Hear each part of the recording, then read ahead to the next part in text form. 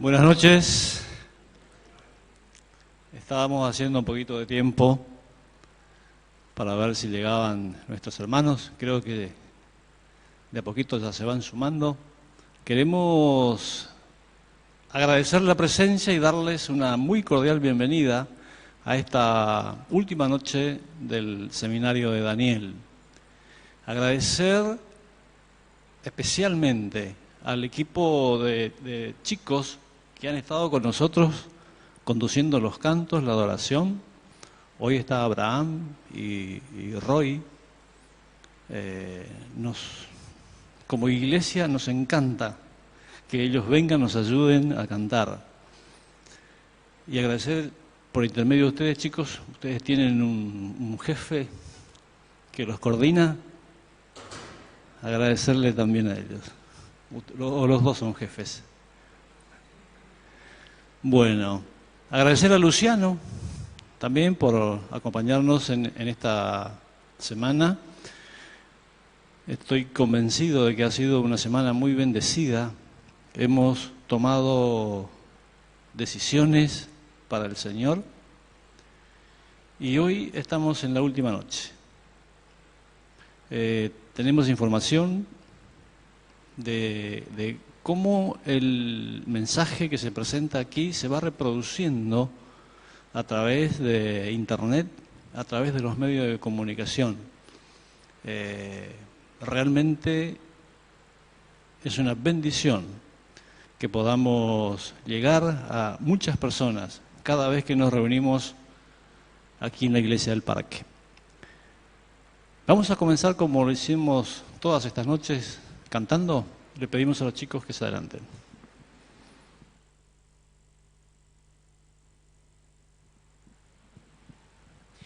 Buenas noches, feliz sábado. Muchas palabras de elogio, la verdad. Bueno, estamos agradecidos también de poder haber compartido con ustedes, no todos los días, pero bueno, yo estuve algunos días dirigiendo la alabanza, ¿no? Vamos a orar y vamos a comenzar a cantar. Oremos. Amante Padre que estás en los cielos, Señor, te queremos dar muchísimas gracias porque nos trajiste de nuevo aquí a tu casa en este día sábado, Señor. Te queremos agradecer porque comienza, Señor, un día más para estar en comunión contigo.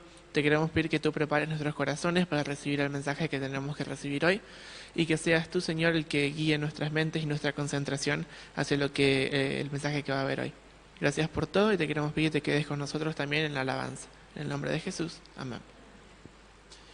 Bueno, para comenzar a cantar, vamos a hacerlo con el himno número 376, Dulce Oración.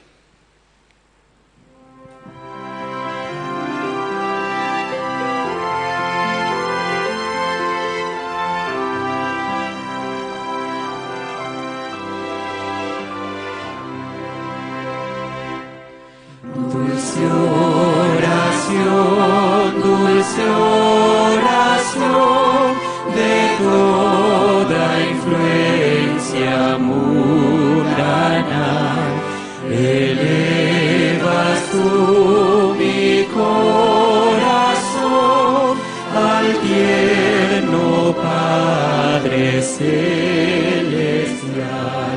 Oh, cuántas veces tuve en ti auxilio en ruda tentación, y cuántos bienes recibí mediante ti, dulce oración. Dulce oración, dulce oración, al trono excelso de bondad, tú llevas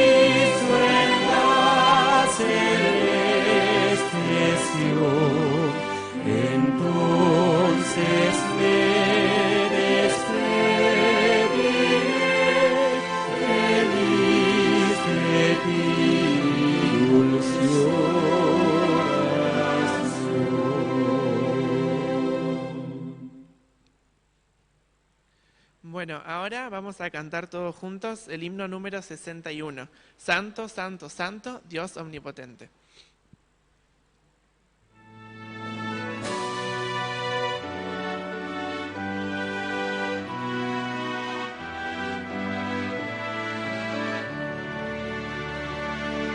Santo, santo, santo, Dios omnipotente,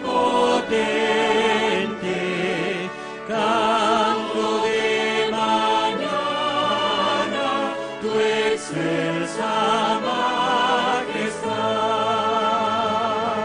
Santo, santo, santo, fuerte y clemente,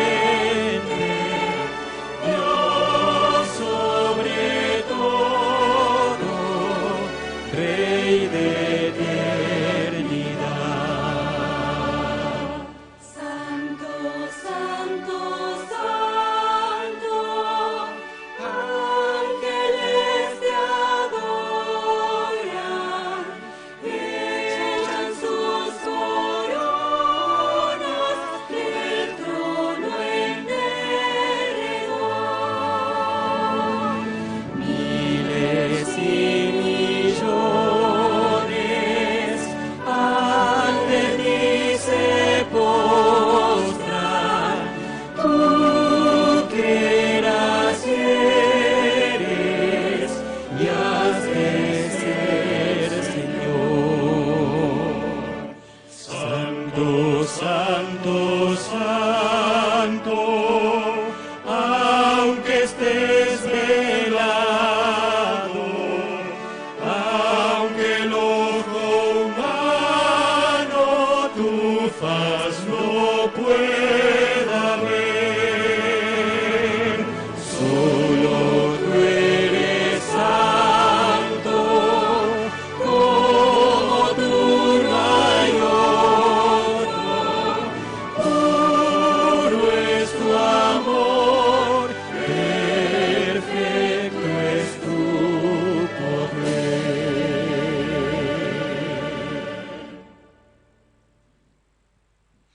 Bueno, y ahora vamos a ponernos todos de pie y vamos a cantar juntos el himno número 102, Cordero de Dios.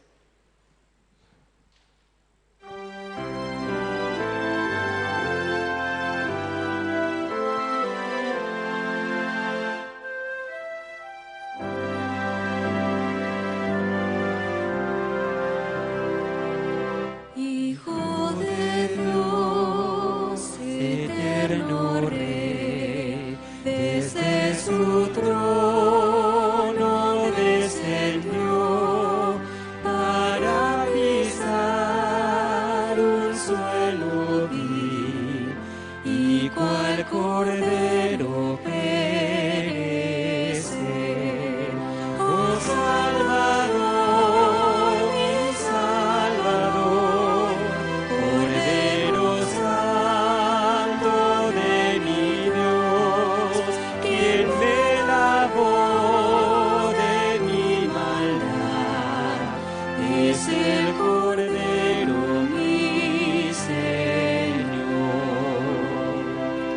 En una cruz clavado fue por una turba infame y cruel, sacrificaron sin piedad a mi Jesús Cordero fiel.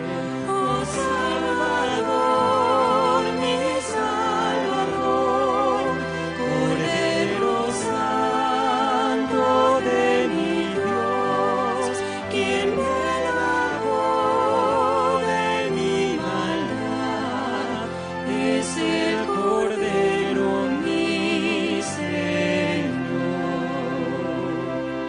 Yo, mi Jesús, soy pecador, pero tu gracia me salvó. De hoy en más te seguiré, soy tu Cordero mi Señor.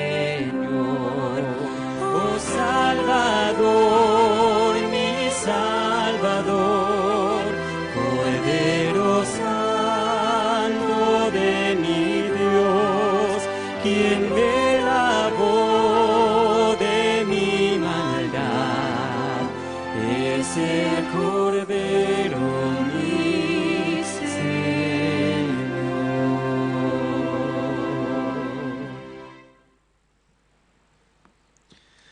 Padre amado, Dios eterno que estás en los cielos, gracias Padre por este nuevo sábado que nos regalas.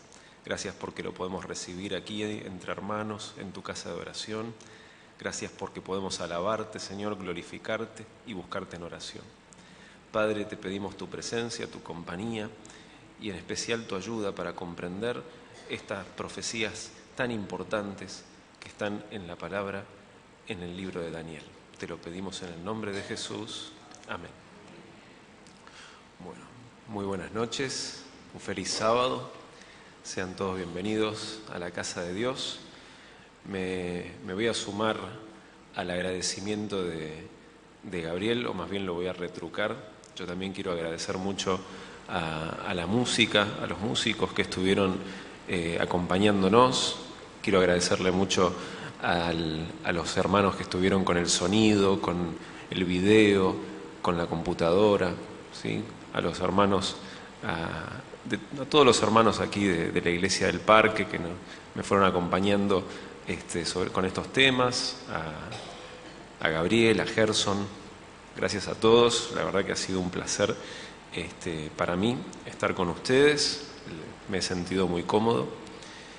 Así que bueno, vamos con la última presentación de esta semana de Daniel y se llama Las 2300 tardes y mañanas. No sé si se acuerdan que el día de ayer leímos que había 2300 tardes y mañanas y lo dejamos para hoy, ¿sí? ¿Cuántos les pareció difícil de entender el tema de ayer? ¿Alguien le pareció complicado? ¿No? Genial entonces, porque hoy sí va a estar medio complicado, así que hay que estar bien atentos. Muy bien, entonces ayer hicimos un pantallazo del santuario, ¿sí? El santuario dice en Éxodo 25:8, habla Dios y dice: y me harán un santuario y yo habitaré en medio de ellos, ¿sí? El santuario es algo importante, lo era en tiempos de Israel, ¿sí? Habían construido el santuario que era portátil y luego construyeron un santuario fijo cuando llegaron a la tierra prometida, y en ese santuario se hacía presente Dios mismo, ¿sí? A través de su gloria, que era como un fuego.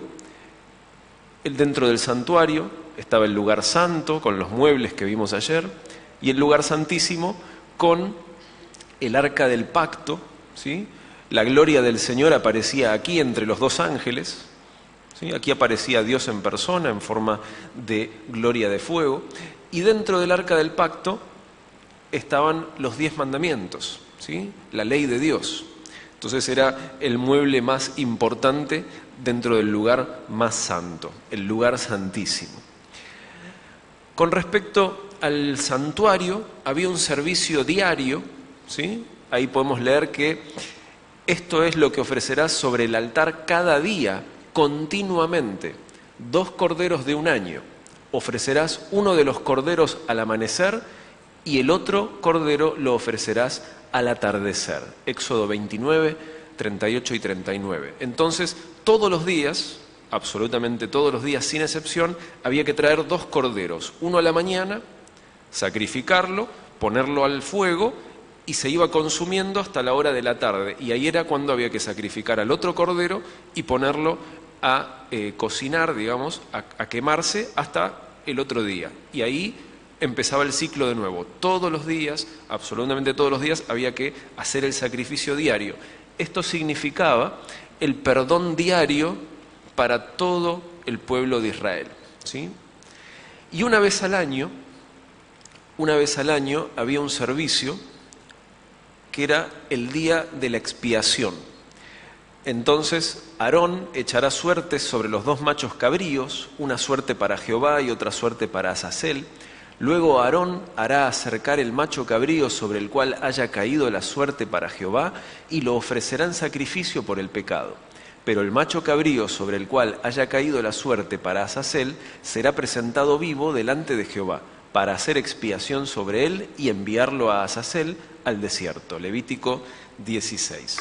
Entonces, una vez al año, el sumo sacerdote debía traer 2 machos cabríos, tirar suertes y elegir uno para Jehová y uno para Azazel, o sea, para el diablo.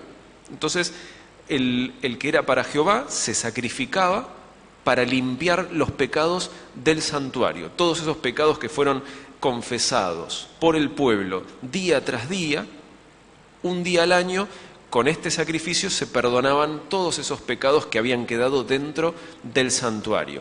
Y el otro, macho cabrío, era llevado al desierto con la culpa de todos esos pecados, ¿sí? La culpa de esos pecados se ponía sobre ese macho cabrío y se lo llevaba al desierto, bien lejos del campamento. Esta era la representación que Dios deseaba que el pueblo de Israel haga todos los días y todos los años.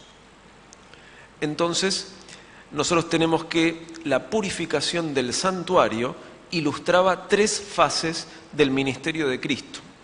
El sacrificio sustitutivo, ¿sí? Jesús muere en lugar del pecador. La mediación sacerdotal, una vez que el sacerdote llevaba la sangre del animal, tenía que presentarla ante Dios dentro del santuario. Y el juicio final, una vez al año, había que perdonar todos esos pecados. Aquellos que no habían pedido perdón por sus pecados se tenían que ir del pueblo, ¿sí? Eran cortados del pueblo solamente los que estaban con sus pecados confesados dentro del santuario permanecerían. Muy bien, fin del repaso del santuario. Ahora vamos a Daniel capítulo 8. Nosotros ayer vimos el capítulo 8, pero vamos a volver a leer el verso 13. Daniel capítulo 8 y el verso número 13. Dice allí: entonces oía un santo que hablaba y otro santo le preguntó: ¿hasta cuándo durará la visión del continuo, de la prevaricación asoladora y del pisoteo del santuario y del ejército? Y él respondió: hasta 2300 días de tardes y mañanas, entonces el santuario será purificado. Ahí tenemos la purificación del santuario, ocurrirá luego de 2300 días de tardes y mañanas. Y ahora, si me siguen, al verso 26, el ángel Gabriel le dice a Daniel: la visión de las tardes y mañanas que te fue dada es verdadera, y tú sella la visión, porque es para un futuro distante. Y yo, Daniel, quedé quebrantado y estuve enfermo algunos días. Cuando convalecí, atendí los asuntos del rey, pero quedé espantado acerca de la visión y no la entendía. ¿Cuál era el problema de Daniel? Daniel había escuchado, ¿se acuerdan que vimos lo de el macho cabrío y el carnero? ¿Sí? Gabriel le dijo, uno es Medo-Persia, el otro es Grecia. Eso Daniel lo entendió perfectamente. Pero hay algo que Daniel no lo entendió, que es con respecto a los 2300 días. Él no entendió eso. Y Gabriel le vuelve a repetir, esa visión es cierta, pero Daniel no la entendió. Y fíjense lo que dice en el capítulo 9. En el primer año de Darío, hijo de Asuero, de la raza de los Medos, que llegó a ser rey de los caldeos, en el primer año de su reinado, yo, Daniel, entendí por la escritura, por la palabra del Señor al profeta Jeremías, que la asolación de Jerusalén había de concluir en 70 años. Entonces volví mi rostro al Señor Dios y lo busqué en oración y ruego, en ayuno, cilicio y ceniza. Aquí está la complicación de Daniel. Daniel había leído el profeta Jeremías y Jeremías decía que la asolación del pueblo de Israel iba a ser por 70 años. Y Daniel ya veía que ese tiempo se estaba terminando, se estaba cumpliendo, o sea que iba a terminar el oprobio, el mal sobre Israel y ya iban a poder regresar. Esa era la profecía que había dado Jeremías, que ya se terminaba, ¿sí? Babilonia destruyó Jerusalén, todos los judíos fueron sacados de Jerusalén, llevados cautivos, y por 70 años Daniel tenía esta profecía en su corazón. Entonces él dijo, ya está pronto a terminar el tiempo y vamos a poder regresar. Pero ¿qué pasó? Escucha ahora 2300. ¿Pero cómo 2300? ¿No eran 70 años? ¿Qué es esto de 2300? Esto es lo que le cuesta a Daniel comprender. Y por eso es que se postra a orar para pedirle a Dios que le clarifique ese punto. Eso es lo que Daniel quiere entender con claridad.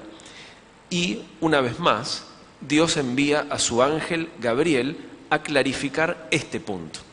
Y vamos al verso 21, capítulo 9, verso 21. Aún estaba hablando en oración cuando aquel varón Gabriel, a quien yo había visto en la visión al principio, vino volando con presteza y me tocó como a la hora del sacrificio de la tarde. Me instruyó y me dijo: Daniel, ahora he venido para darte sabiduría y entendimiento. Tan pronto como empezaste a orar, fue dada la respuesta, y yo he venido a enseñártela, porque tú eres muy amado. Entiende pues la palabra y entiende la visión. 70 semanas están cortadas para tu pueblo y tu santa ciudad, para acabar la prevaricación, poner fin al pecado, expiar la iniquidad, traer la justicia de los siglos, sellar la visión y la profecía y ungir al santo de los santos. Conoce y entiende que desde que salga la orden de restaurar y reedificar a Jerusalén hasta el Mesías príncipe habrá 7 semanas, más 62 semanas.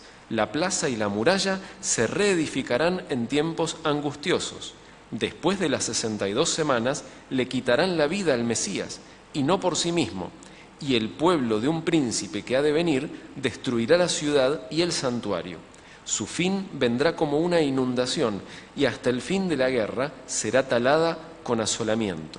En otra semana confirmará el pacto a muchos, y a la mitad de la semana hará cesar el sacrificio y la ofrenda.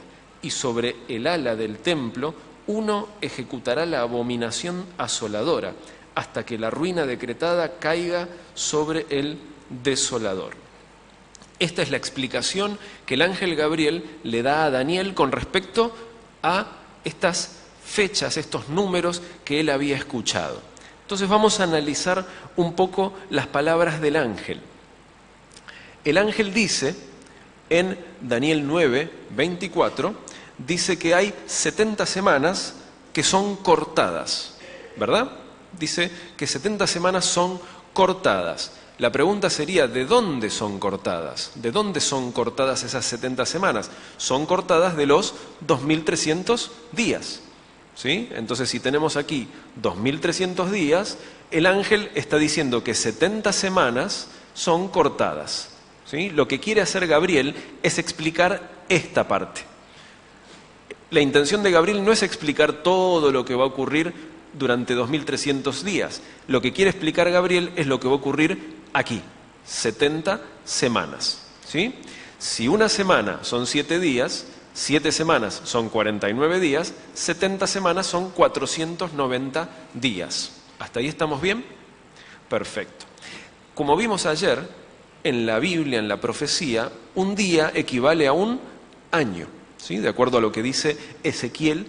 Entonces, 490 días son 490 años.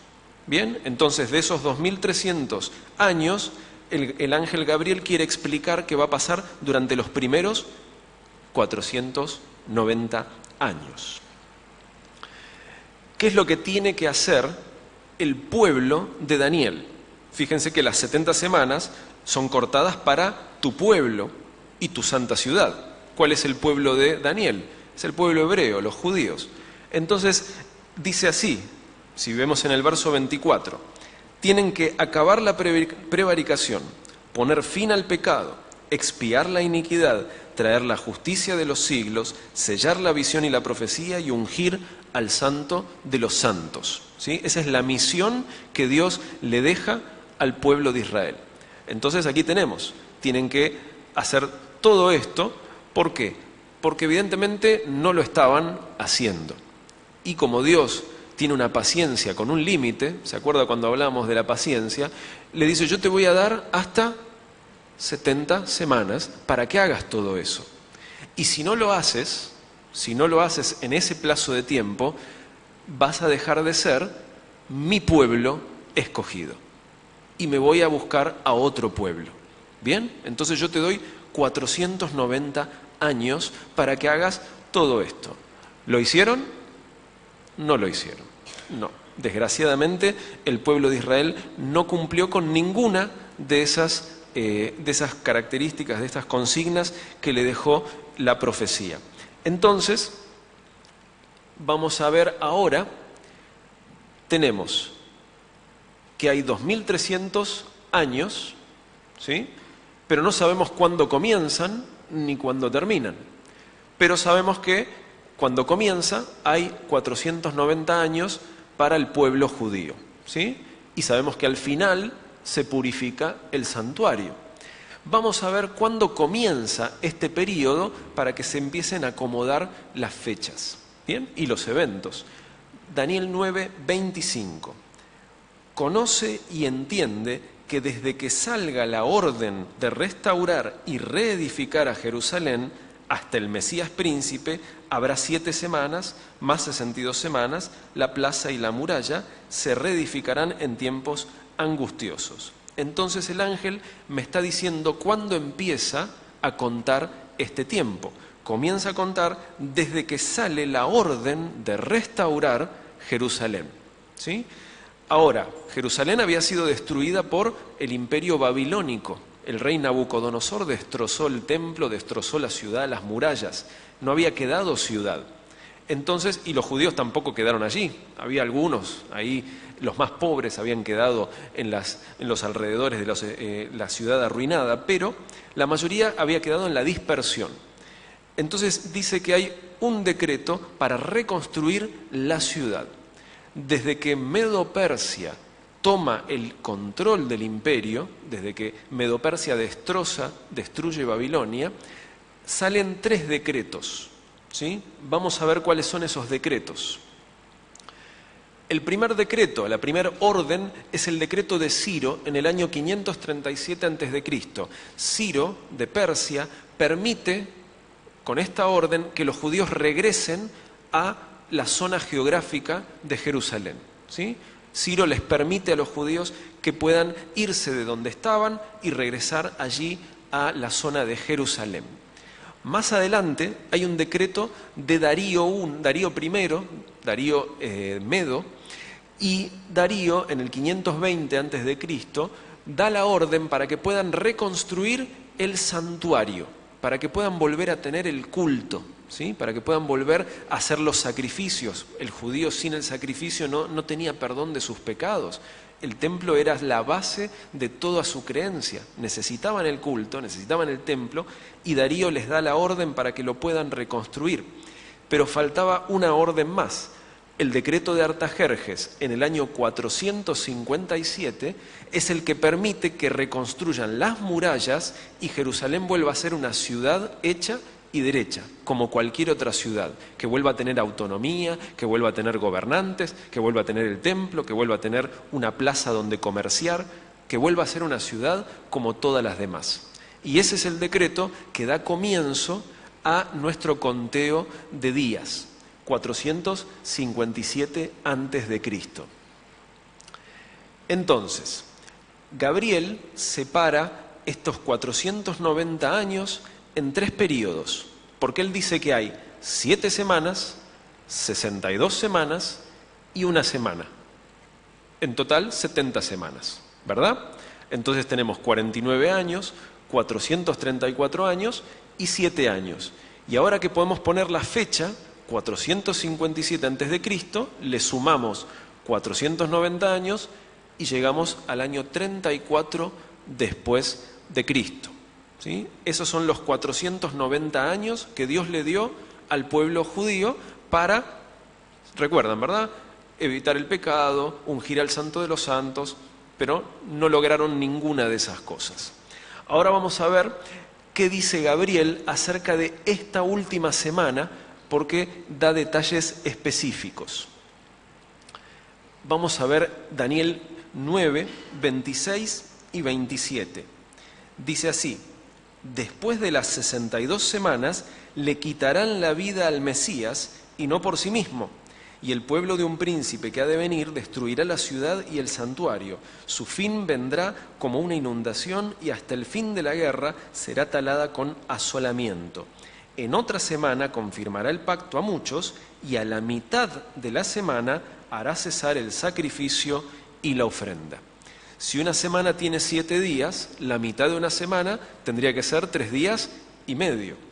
Entonces esta última semana es partida al medio y cae justo en el año 31 después de Cristo. ¿Sí? Entonces lo que me está diciendo Gabriel aquí, o lo que le está diciendo Gabriel a Daniel, es que en la mitad de la semana el Mesías es sacrificado. ¿Bien? ¿Hasta ahí estamos bien? Yo sé que son muchos números, son muchas fechas, pero vamos a tratar de ordenar todo, ¿sí? Presentar todo aquí.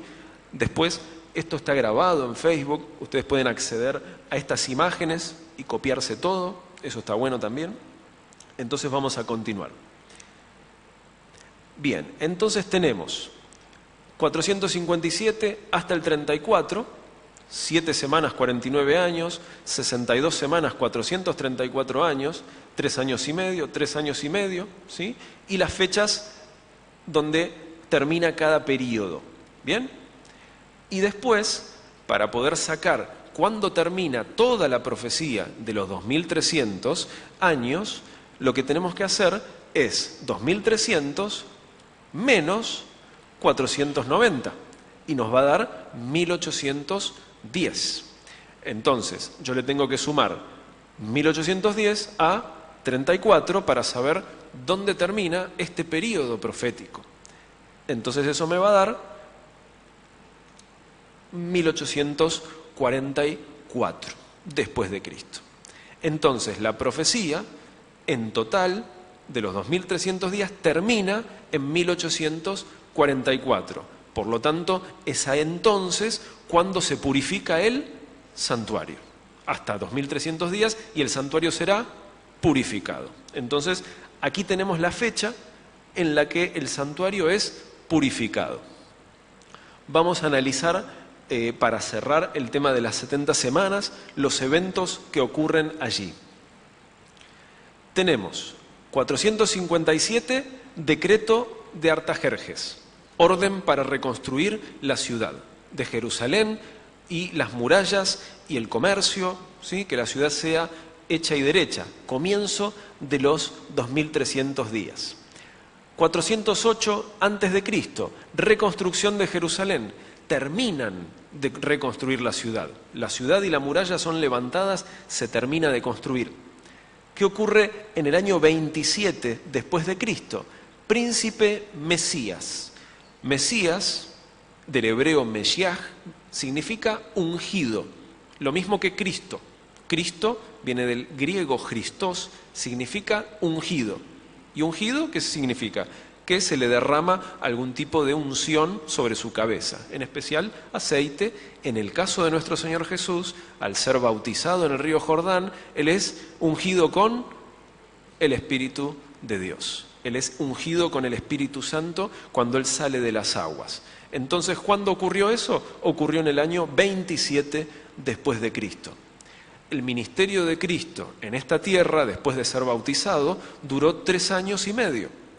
Y en ese momento fue colgado en un madero. Eso ocurrió en el año 31 después de Cristo, la cruz del Calvario. Y luego pasaron 3 años y medio más hasta que Pablo o Saulo de Tarso, dirigiéndose hacia Damasco para encarcelar cristianos, el Señor Jesús se le aparece y le dice: yo tengo algo especial para ti, yo tengo una misión especial, te voy a enviar a los gentiles.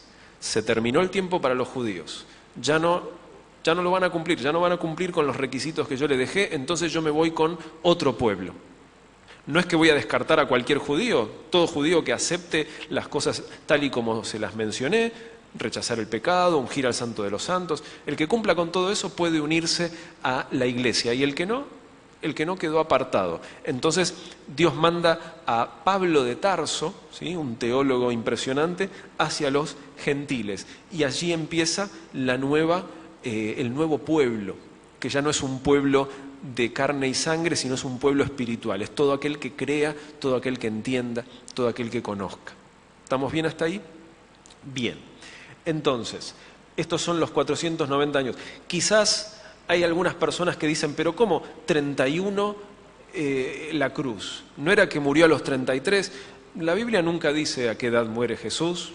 Lo más cercano que dice es que tenía unos 30 años. No dice si tenía exactamente 30, tenía 31. Los cálculos que hacen los historiadores es que Jesús nació entre el 4 y 5 antes de Cristo. O sea que ni siquiera el 0 marcaría el nacimiento, o sea, nuestra era cristiana no empezaría con el nacimiento de Cristo, sino que estaría un poco corrida. Pero calculemos que más o menos tenía esa edad, pero nosotros sí tenemos la certeza de que en el año 31 de esta era cristiana, el Señor fue clavado en un madero. Eso lo podemos tener con certeza. El Señor murió y resucitó en el 31 después de Cristo. Continuemos. ¿Qué hizo el Señor Jesús desde el año 31 en que resucitó y se elevó hacia el cielo hasta 1844? Eso es simple. El Señor Jesús hizo lo que se representaba todos los días en el santuario. Hizo lo que era el sacrificio diario. Intercedió con su sangre, con su sacrificio, por los pecados confesados de todos los que creen en Él. ¿Sí? Entonces Él va al santuario que está en el cielo, ¿sí? Porque hay un santuario original que estaba en el cielo. Cuando Dios le muestra a Moisés el modelo, le muestra el del cielo y le dice, tú tienes que hacer uno como este. ¿Sí? Moisés hace una maqueta de lo que vio del cielo. En el cielo está el original y allí fue Jesús a presentarse como sacrificio, como sacerdote con su propio sacrificio, para expiar el pecado haciendo la ofrenda diaria. Pero a partir de 1844 se suma una nueva actividad. No es que Él deje de expiar el pecado diario, sino que se suma la nueva actividad que es la del día anual de expiación. Y es ahí cuando empieza el rol de sumo sacerdote y comienza el juicio de investigación. Ahí empiezan a abrirse los libros y el Señor Jesús mira si todos los pecados fueron confesados para saber si están dentro o fuera del pueblo, si tienen su suerte dentro del pueblo de Israel o tienen su suerte con el macho cabrío que va al desierto. Esa sería más o menos la explicación de qué ocurrió desde el 31 hasta 1844 y qué viene ocurriendo desde 1844 hasta el día de hoy. ¿Estamos bien? Yo sé que es mucha información, yo les dije que iba a ser hoy está cargado. Bien, entonces, el 22 de octubre de 1844, en el cielo, comenzó una nueva fase de la obra de Cristo en el santuario celestial. ¿Sí? Él venía haciendo un tipo de obra y a partir de 1844 Él ingresa al lugar santísimo en el santuario celestial para ofrendar y para ofrecer sacrificio como sumo sacerdote. Comienza el día de expiación, pero ya no es anual, es el definitivo. Es el que se estuvo representando anualmente en el desierto y en Jerusalén, pero ahora es el definitivo. Ahora es el que cuenta de verdad. Ya no es una representación, es la verdad, es la realidad. Mientras que esto ocurre en el cielo, ¿qué ocurrió el 22 de octubre en la tierra? ¿O no pasó nada? ¿O pasó desapercibido? En la tierra surge la iglesia remanente restaurando las verdades bíblicas. ¿Qué es lo que restaura esta iglesia? La predicación de esta iglesia es esta: vi volar por en medio del cielo a otro ángel que tenía el evangelio eterno para predicarlo a los moradores de la tierra, a toda nación, tribu, lengua y pueblo, diciendo a gran voz: temed a Dios y dadle gloria, porque la hora de su juicio ha llegado. Y adorad a aquel que hizo el cielo y la tierra, el mar y las fuentes de las aguas. La iglesia que surge en 1844 va a tener una predicación que va a hablar sobre el inicio del juicio de Dios en el santuario celestial. ¿sí? Si yo quiero reconocer entre todas las iglesias cristianas cuál es la que se levantó proféticamente en 1844, tengo que buscar el mensaje. El mensaje es un mensaje de juicio y de adoración al Creador. También tengo que buscar una iglesia que predique la ley de Dios, que está dentro del lugar santísimo en el santuario y está dentro del arca del pacto, en el lugar más santo, protegido por los querubines. Tengo que buscar una iglesia que diga que todos los mandamientos son válidos y que todos los mandamientos deben ser respetados, incluso el mandamiento número 4, el mandamiento que todos olvidan, sin embargo es el único mandamiento que dice, acuérdate. Pero todos se olvidan de ese mandamiento. Acuérdate del sábado. Tengo que encontrar la iglesia que predica que el sábado sigue vigente. Los 10 mandamientos siguen vigentes. Tengo que encontrar la iglesia que predica la caída de Babilonia. Otro ángel le siguió diciendo, ha caído Babilonia, la gran ciudad, porque ha hecho beber a todas las naciones del vino del furor de su fornicación. Tengo que encontrar una iglesia que denuncie los pecados de Babilonia, que denuncie los pecados del anticristo, que denuncie los pecados del cuerno pequeño y diga que ese poder está cayendo y va a caer porque el Señor viene pronto, porque el Señor está por venir. Tengo que encontrar esa iglesia.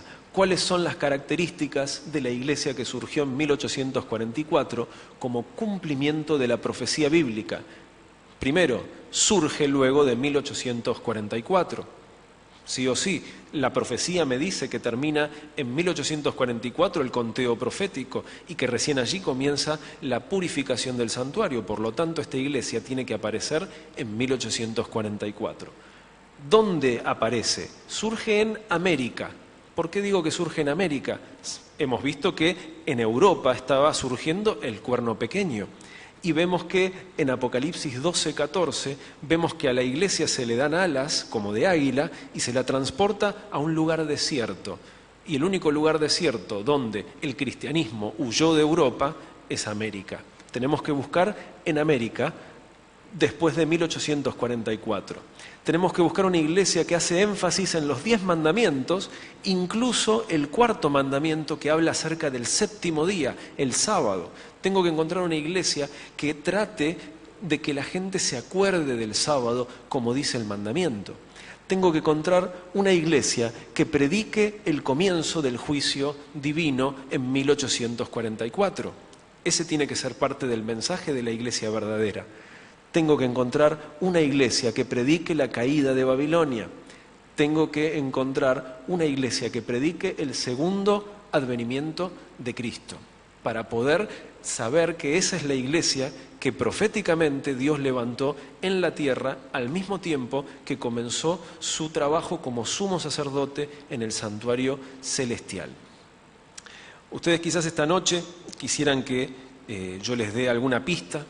Yo les voy a dar 2 pistas con respecto a esta iglesia. Con respecto al nombre de la iglesia, voy a utilizar 2 palabras que están aquí. Las 2 pistas son advenimiento y 7.º día. Con estas 2 palabras, ustedes tienen que buscar en las iglesias cristianas que hay disponibles la iglesia verdadera profética. El otro día veíamos el mensaje de nuestro Señor Jesús en el Apocalipsis, que decía, salid de ella, pueblo mío, salid de Babilonia. Jesús nos invita a salir de Babilonia, Jesús nos ruega que salgamos de Babilonia, pero Jesús no nos ruega que salgamos de Babilonia para quedarnos parados en la nada, para quedarnos parados en el desierto. Jesús dice, sal de Babilonia, pero entra aquí. Entra en los mandamientos, entra en el santuario, entra en el arca. Jesús está invitando a los que salen de Babilonia para que se unan a esa iglesia verdadera con las características que hemos visto. Quizás esta noche, aquí, estoy hablando con gente que ya está en la iglesia, ya conoce la iglesia, quizás no. Quizás conoce la iglesia, pero con el tiempo se fue apagando un poco ese fervor, con el tiempo fue ignorando o olvidando las verdades, o nunca estudió esta parte de la profecía y ahora está diciendo, pero ¿cómo que es profético? Hay veces que nos ponemos dubitativos cuando no estudiamos la Biblia, cuando no oramos mucho.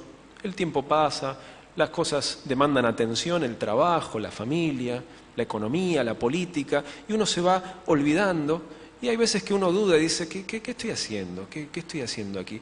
Pero el Señor Jesús te está diciendo, ven, porque yo estoy por venir pronto, y yo vengo a buscar una iglesia. No vengo a buscar 4 paredes, vengo a buscar personas que están enraizadas en la verdad.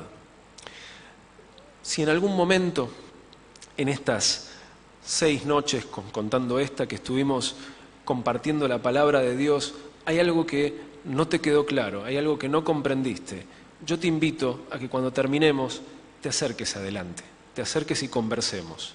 No es bueno que te quedes con dudas, no es bueno que te quedes con alguna duda sobre lo que hemos presentado. Quizás fue un error mío, quizás no fue la mejor manera, siempre hay una manera para que la entiendas. Dios tiene la persona indicada. Si no lo entendiste por mí, seguro que Gabriel va a tener una persona para recomendarte que te lo explique mejor. Si estás en internet mirando el video, escribe por Facebook, escribe tus dudas, consulta, comunícate. Alguien te va a contestar, alguien te va a decir cuáles son las respuestas que estás buscando. Pero no te quedes con las dudas. Dios te está buscando, el Señor está llamando, ven, ven. La esposa y el Espíritu dicen, ven. Esta noche quisiera terminar con una oración de agradecimiento al Señor por esta profecía maravillosa que está en el libro de Daniel. Agradecerle al Señor por llamarnos, por escogernos, así como escogió Israel, nos escogió a cada uno de nosotros para que conozcamos su verdad y la compartamos con otros. Todos aquellos que quieran sumarse a este agradecimiento, les pido que me acompañen de pie para esta oración. Padre amante, nuestro Salvador y Redentor, gracias por todo lo que nos das cada día. Gracias por tu palabra, Señor, gracias por la Santa Biblia, en la cual podemos encontrar esta profecía increíble. Es una profecía impresionante, Señor. Quizás el poco tiempo que tomamos esta noche para verlo no le hace justicia, pero es una profecía increíble que nos dice cómo va ocurriendo todo y cuándo termina, cuándo empieza el juicio divino y cuán poco falta, Señor, para tu regreso. Padre, queremos agradecerte con el corazón y aquí estamos de pie, Señor, ante ti y queremos que nos ayudes a reavivar nuestra espiritualidad, que nos ayudes a encender nuevamente ese fuego que alguna vez ardió en nuestros corazones para poder compartir estas profecías increíbles con aquellos que aún no las conocen. Padre, si hay alguien aquí que ya está en la iglesia, pero quizás se fue durmiendo, se fue apagando un poco el fuego, se fue ocupando de otros asuntos, Padre Santo, te rogamos que puedas reencender ese corazón. Y si hay alguien aquí, Padre, que no es una de las personas que halló a tu iglesia verdadera, te ruego que toques su corazón y lo guíes para que a través de las características que presentamos pueda encontrarla. Te pedimos tu compañía, tu bendición y la compañía de tus santos ángeles en el nombre de Jesús. Amén. Dios lo bendiga.